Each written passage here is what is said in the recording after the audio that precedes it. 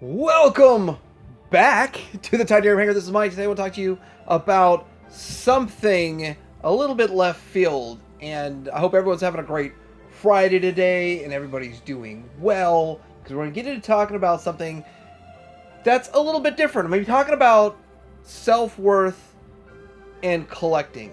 And are you tying your self-worth to collecting? A lot of people are going to confuse this with the concept of net worth. Net worth is definitely tied to collecting. Anytime you're spending thousands of dollars and you're spending it on what is an asset, assets minus liabilities equals your net worth. We will get into that slightly at the very end, but this should not affect your self-worth. There are several issues tied up with collecting, and it could be pretty much any toy line, but some are more specific to Masterpiece Transformers, and some are specific to other things. But for the most part, when you collect, and it's something that you do very intensely, it starts getting tied to your sense of self-worth. Whether you, well, we'll get into all these topics. Let me just go ahead and break this down for you coming up.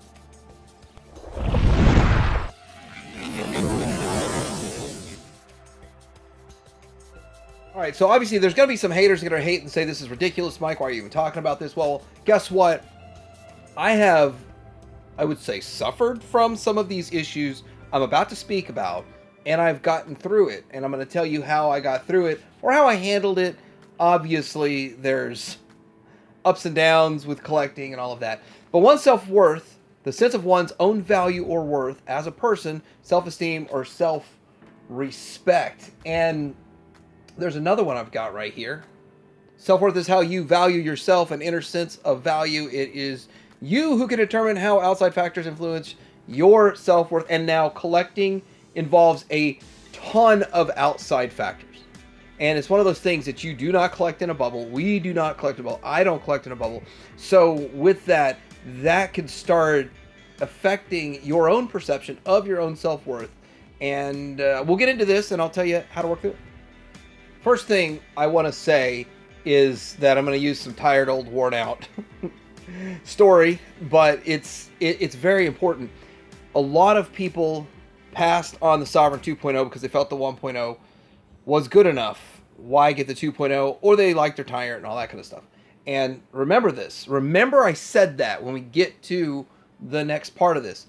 But once reviewers started popping up with reviews and saying how significantly better it is, and I agree, it is significantly better than the 1.0, but that's where I'm going to stop when it comes to that, but it is better. And some people are hyper obsessing over this. I mean, it has been talked to death by multiple different YouTubers. A lot of people out there missed out on this. A lot of people in the comments pointed it out. And the truth is, I'd be in the same situation if I wasn't reviewing figures. See, I only bought this one because I review figures, and I do it on my channel, and Masterpiece is my jam. My number one collectible out of everything. I let other things go. I will do without stuff that I don't even have one. Like, if I pass on this, like I was talking about Monday, I pass on the Destro and his Despoiler.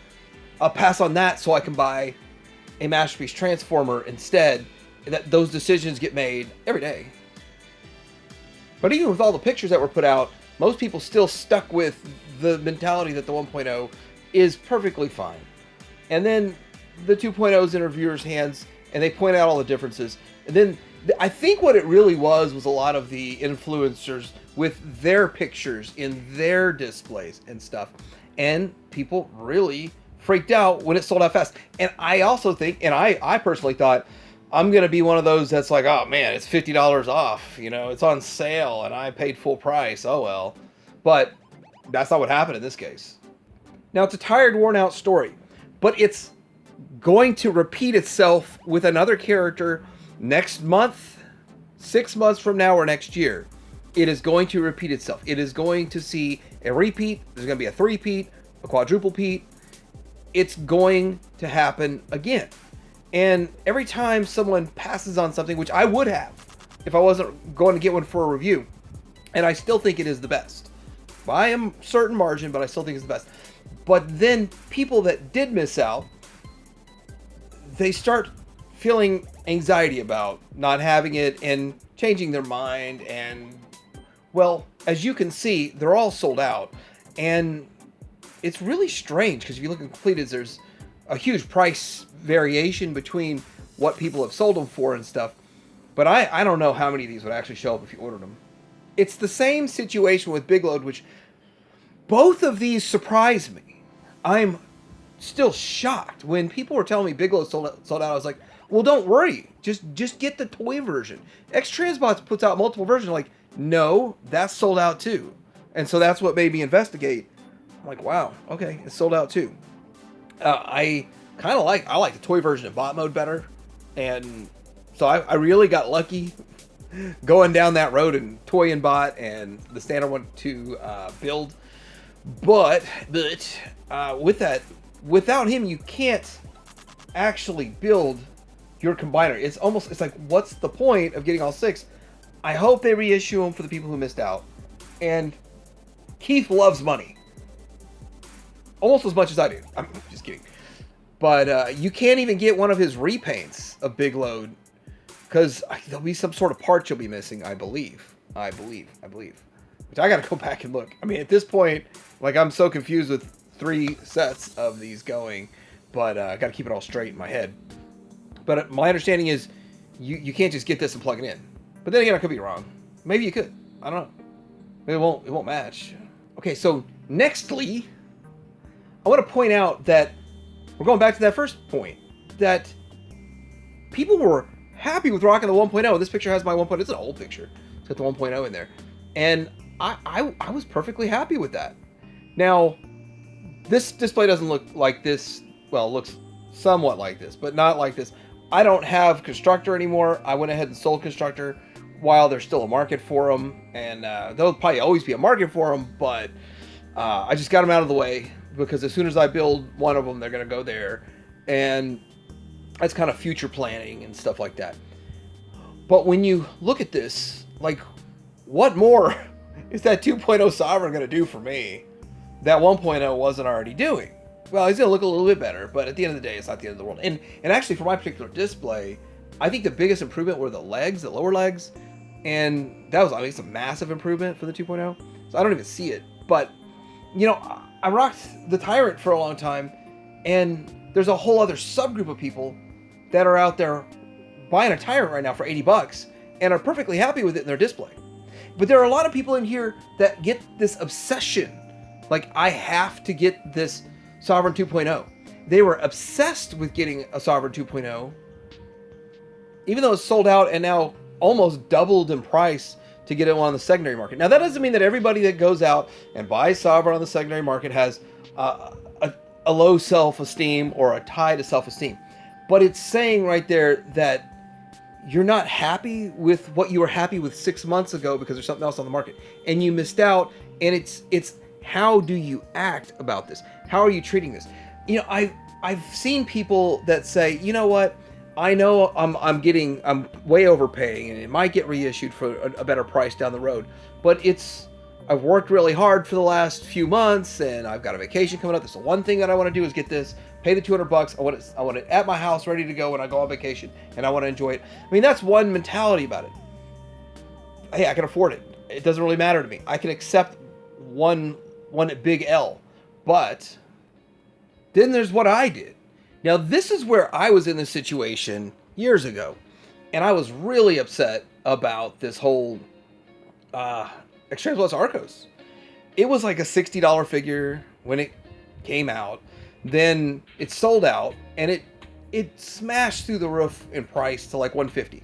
And when it went up for $150, it sold instantly. I'm saying, like, I would think I'll wait it out a week, maybe 10 days. Then I'll offer them something real slick like $80. And no, the very next day it's gone. And I was checking it 6, 7, 8 times a day for weeks, months. And I was refusing to pay the $150. And then one popped up for like a reasonable price. I think I paid $70 or something for one, and I got it. It took me months, and I obsessed over it. Then I got it. Now looking in the rear view, we've got the Fans Toys one. I feel kind of silly about spending all that time on it. And so I've learned a lot of lessons that I don't tie my self-worth to if I missed out on this toy, I have to have it and I have to overpay. If it's something that truly means a lot to me, if it's a Jetfire that I really wanted, yeah, I'll buy it. But I don't do it for every release that I miss out on. I mean, I also want to drill this point in. I hyper obsessed over this thing. I bugged half the YouTubers out there if they had an idea where I could find it. And when I realized that was like one of the dumbest things to do, because they have theirs, why would they look at the secondary market? Why would they look for in stock on this stuff? They don't care. And honestly, the only reason I care is because I make the type of content like this to help collectors. But I mean, this price is all over the place. I think that 140 probably was the best offer. It was a lot lower than that.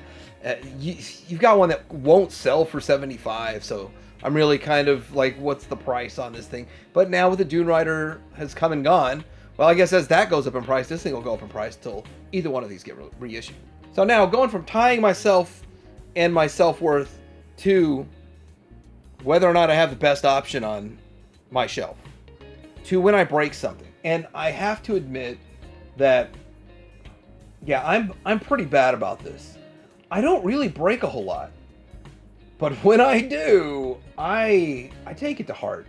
Like, it really bothers me that I broke something. Now, I do feel much better once I get the part and I fix it. I'm very happy. Funny, I was just talking about Dune Rider and Arcos, and here's my broken Dune Rider. It's almost like it's all intertwined a little bit. And I broke a swoop, so. But it's funny because, well, it's not funny at all. But when I break something, I really take it to heart. Now, my most recent breakage, since I've broken a few things, my most recent breakage wasn't as big of a deal, and I got the part on the way, and it still functions fine. I mean, that's kind of, I don't feel so bad. I don't feel so bad. I think I broke 3 or 4 Masterpiece figures, and every time I do, I just like leave it alone and don't touch it for months. I just, so there, leave it alone. This, I went and transferred it back and got him in his bot mode. He looks good, and wasn't really a big deal. We got the part coming, but it's one of those things when you break something, and I did for a bit watch a few other videos. I'm like, well, this dude didn't break it, and that dude didn't break it, and this dude didn't break it, and it does get to you a little bit. It's like you start to feel like you're the only person on this island that broke this. Like, I'm over here on an island, I broke it, no one else did. But then in the comments, a handful of other people said that they broke theirs. And as morbid as that sounds, it doesn't, I feel less bad. I don't feel good for anyone breaking theirs, but I feel less bad for like my ability of transforming. I'm like, it's not that I suck.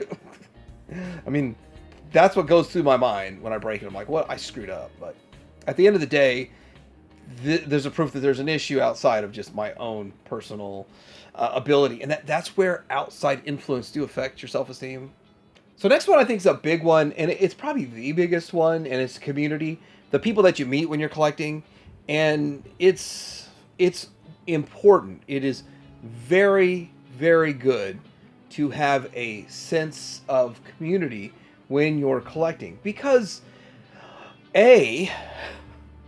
other people are going through the same things. We're all going through the same stuff. We're all dealing with the same, say, collecting issues, and you know, we're all whether it's Transformers, G.I. Joe, or all that stuff, we deal with these issues, and it's fun to discuss it. I love talking in my comments or chatting with people in my comments. But I did have a chat today with one of my buddies, Tom, about Masterpiece Classics, and he was able to tell me a lot of the history of the classics and all that kind of stuff. He-Man's like kind of hot right now, and I do have like a small classics collection, and he kind of filled me in on how he collected his and all this stuff. And he actually won 2 contests for dioramas with his, and I'm like, well, your collector display, the next setup is going to be Masters, right? Because I'd love to get pictures of that. But yeah, it's one of those things that the community's there to kind of help you out. We help each other out, we lean on each other, but also at the same time, we're going through the same stuff at the same time. And then, of course, all the friends that you make while you're collecting also is very good for your personal self-worth.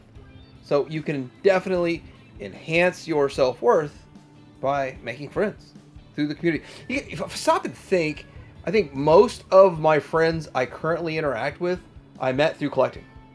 Most. And that's not by mistake.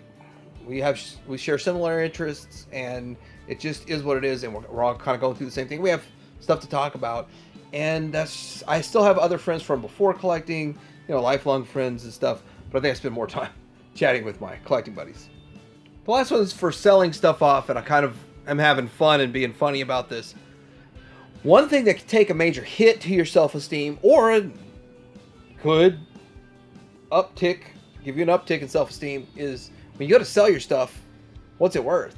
And what can you get out of it? And I think a lot of people are finding that a lot of the stuff that they bought in the last few years, because it's been so crazy with the collecting, that it's lost value. I would say 75% stuff lost value, 25% gained value, and the stuff that lost value, it's just hard to get your money back out of it. And some people are sitting around with stuff they can't get their money back out of.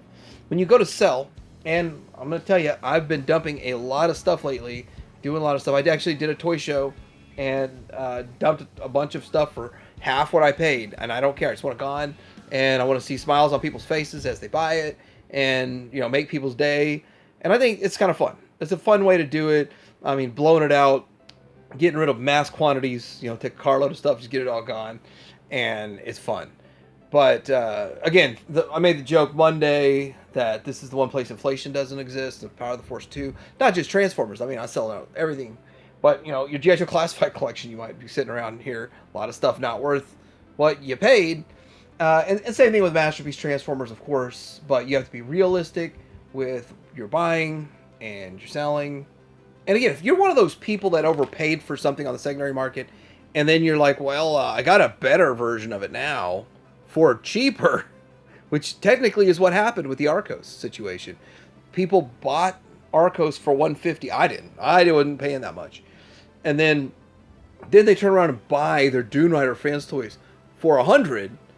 Then they turn back around, they can't get their $150 back out of Arcos. I mean, I see that, and that can diminish someone's self-esteem, not just for one figure, but when you're sitting around looking at half your collection is in that situation, it can be frustrating, and it can make you stop and think, did I make a bunch of bad decisions?